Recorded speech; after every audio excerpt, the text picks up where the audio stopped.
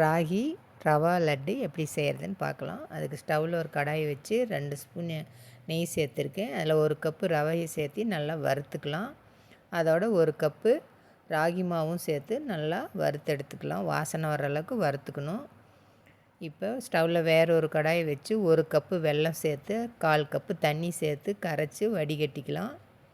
வடிகட்டிட்டு வேறு கடாயில் சேர்த்து நல்லா கொதிக்க வச்சு ஒரு கம்பி பதம் வர்ற அளவுக்கு பாகு எடுத்துக்கிட்டு அதுக்கு மேலே நம்ம வறுத்த மாவையும் சேர்த்துக்கலாம். தேங்காய் ஒரு 3 டேபிள் ஸ்பூன், ஏலக்காய் தூள் எல்லாம் சேர்த்து நல்லா கலந்துக்கலாம். நெய் 2 ஸ்பூன் சேர்த்து நல்லா கலந்து விட்டுக்கலாம்.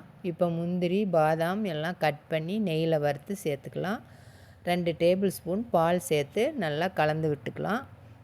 இப்போ வறுத்து வச்ச முந்திரியும் பாதாமையும் சேர்த்து கலந்து உருண்டை பிடிச்சிக்கலாம். நம்மளுடைய ராகி ரவா லட்டு ரெடி ஆயிடுச்சு. நீங்களும் இதே மாதிரி செஞ்சு